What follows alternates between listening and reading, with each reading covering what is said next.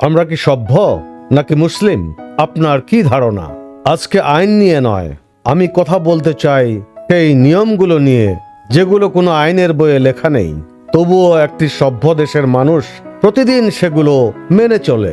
ধরুন, রাস্তা একেবারে ফাঁকা, লাল বাতি জ্বলছে, আপনি থামবেন নাকি চলে যাবেন? আরেকটি প্রশ্ন, আপনাকে কেউ দেখছে না, আপনি রাস্তার পাশে একটা প্লাস্টিকের বোতল ফেলে দিলেন, কেউ কিছু বলল না, আপনি কি ঠিক কাজ করলেন? একটা দেশের সভ্যতা এখান থেকেই শুরু হয়। কেউ দেখছে কিনা সেটা দিয়ে নয়, আমি নিজেকে কতটা দেখি সেটা দিয়ে। আমরা প্রায়ই ভাবি দেশকে বদলাবে শুধু আইন। আমি মনে করি তারও আগে একটা জিনিস দরকার, সেটা হলো বিবেক। আসসালামু আলাইকুম ওয়া রাহমাতুল্লাহি ওয়া বারাকাতুহু। আপনারা দেখছেন বিল্ড দ্য নেশন। একটা বিষয় খেয়াল করেছেন, আমরা অনেক সময় নিয়ম মানি যখন কেউ দেখে, কিন্তু কেউ না দেখলে অনেক নিয়মই হঠাৎ অদৃশ্য হয়ে যায়।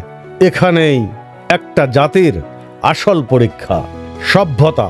সভ্যতা পুলিশ দিয়ে শুরু হয় না, সভ্যতা শুরু হয় চরিত্র দিয়ে।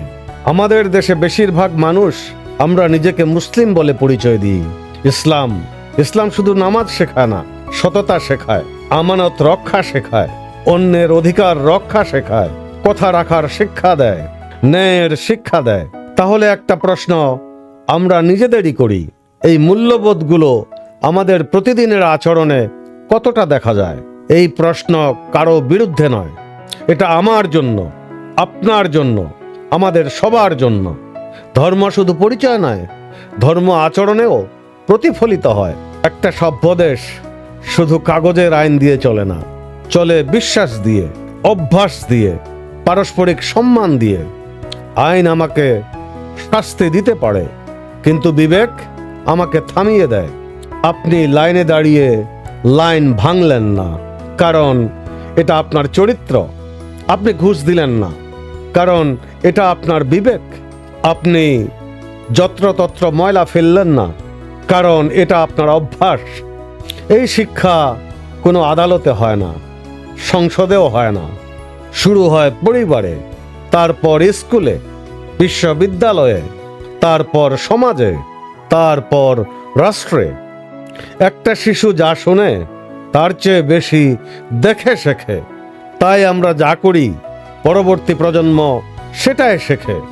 যেদিন বাংলাদেশে মানুষ কেউ না দেখলেও সঠিক কাজ করবে, শুধুমাত্র সেদিনই আইন প্রয়োগও সহজ হবে, দুর্নীতিও কমবে, বিশ্বাসও বাড়বে।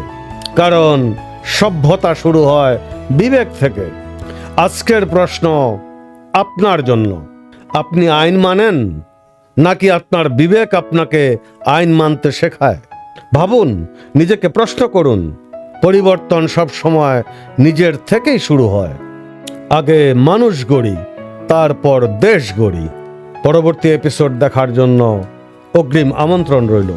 ততক্ষণ ভালো থাকুন, সুস্থ থাকুন, সততার পথে থাকুন।